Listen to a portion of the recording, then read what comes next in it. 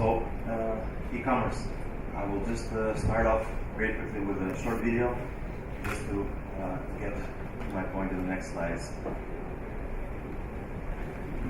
I happened to look at this video one day and it was very interesting to me. It was an online company advertising cash on delivery.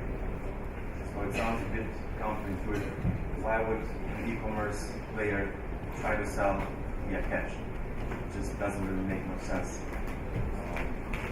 Cash costs a lot. It costs a lot to collect. It costs a lot to move. It certainly costs a lot to protect. And the logistics involved perhaps are not even worth it. But from thinking about it more and more, it actually made sense.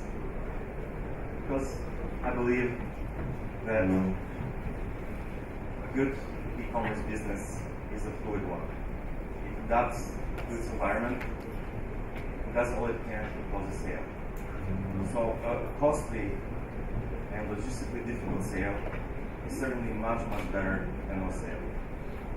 So these companies now are trying to adapt to the market, and you can understand that they're working with a market where cashless payments are very limited. People have low culture in terms of electronic payments, and the market is still not ready for them to rely on this type of methods to deliver their products and to make their sales.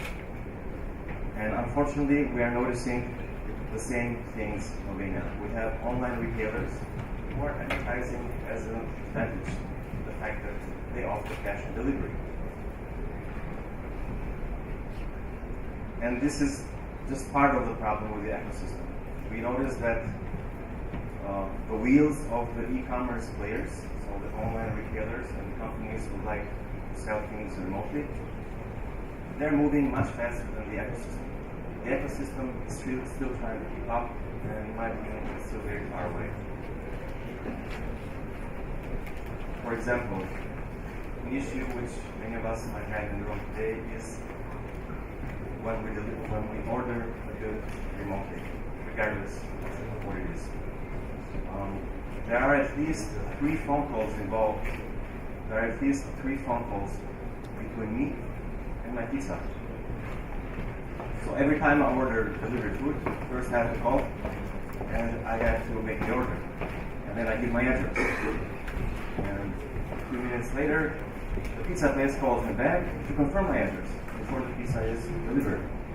And then again, the delivery guy calls me when he's in the vicinity to get my exact address. So this is obviously an ecosystem issue that most of us cannot do much about at this moment. And as far as I know, the institutions that can do something about this are already trying to address it.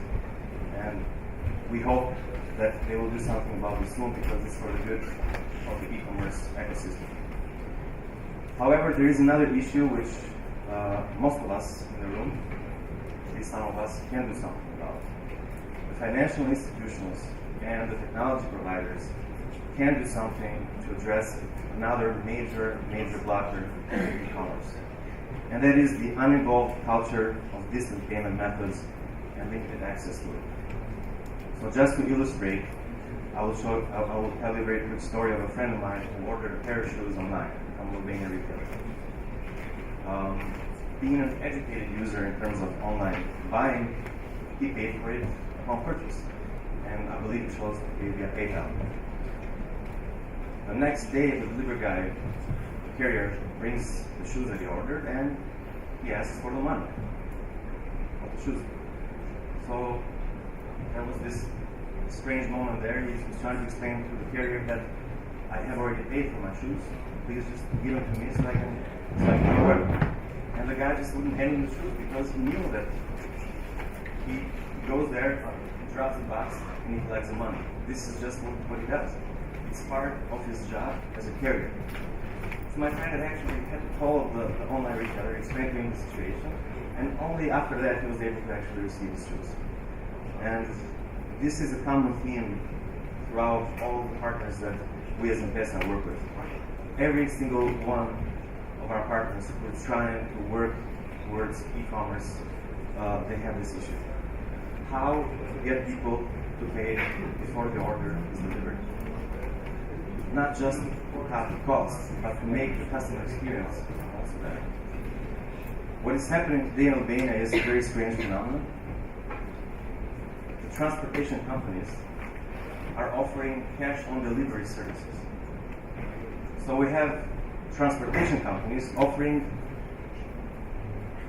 payment services. Their transportation companies are payment processors.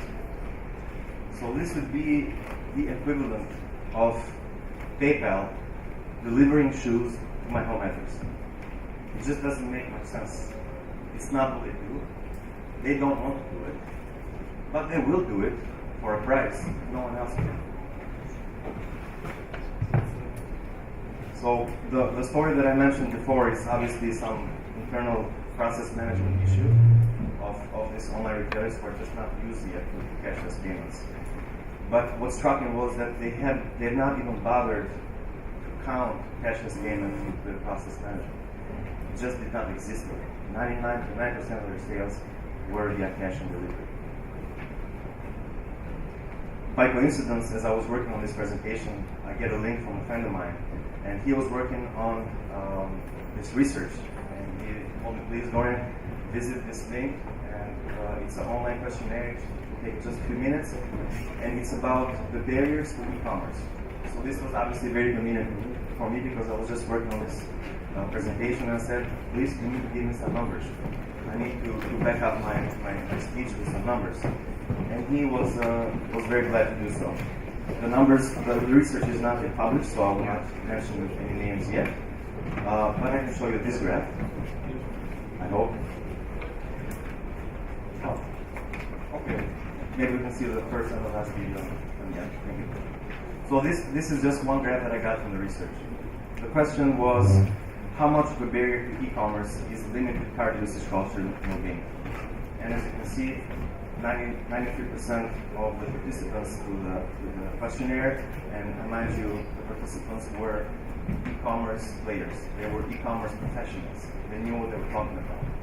This is not just an opinion or just an estimation. This is feedback from major e-commerce players admitting to the fact that the limited usage of cards in Albania and the culture is really an inhibitor for their business. So this one is, it's no barrier, and 5 meaning it's a major barrier.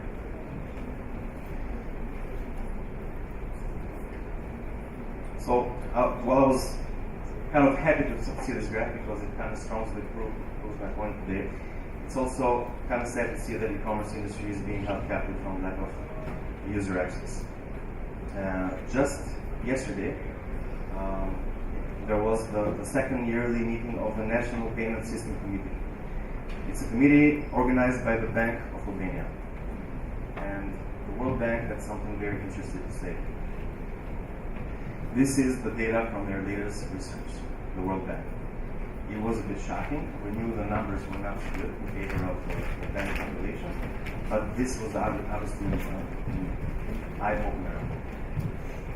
Only 38% of the interviewed subjects actually had a bank account. 62% of the interviewed subjects did not. They were unbanked.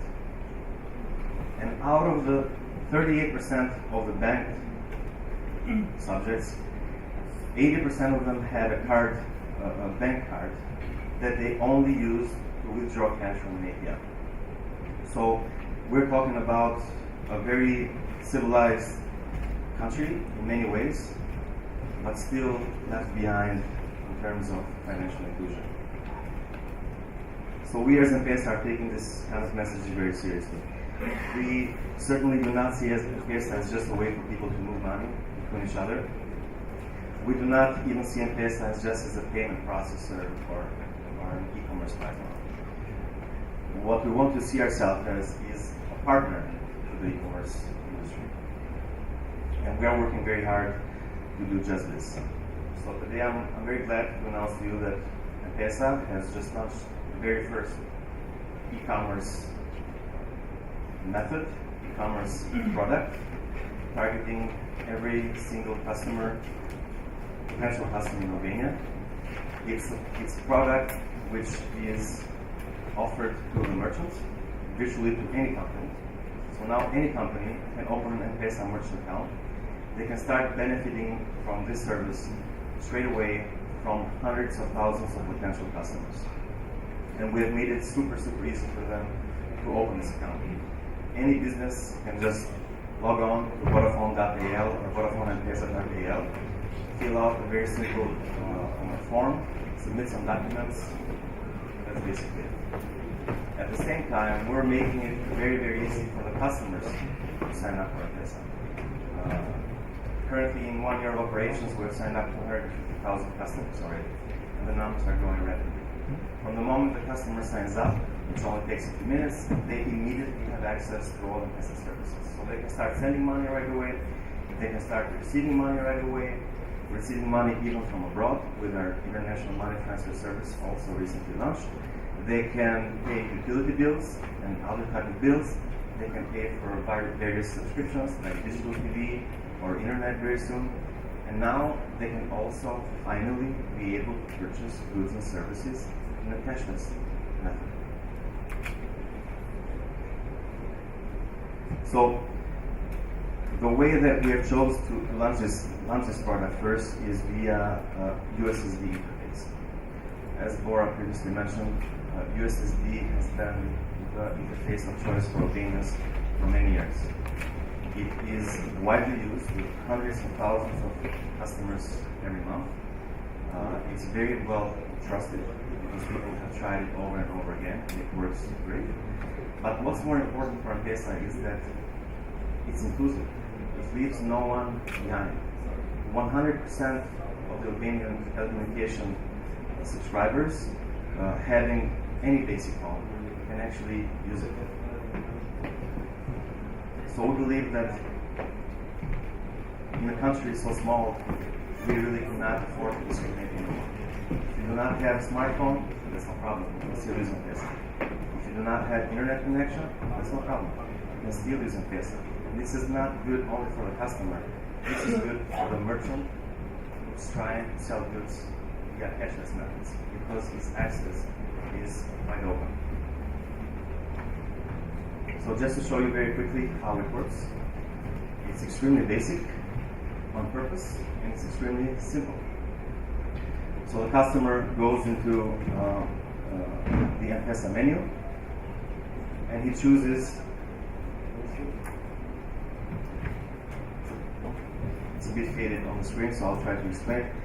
He goes into Mpesa menu, he chooses option 6 from the menu, which is goods and services. The next step, he identifies the business to whom he's making the payment to.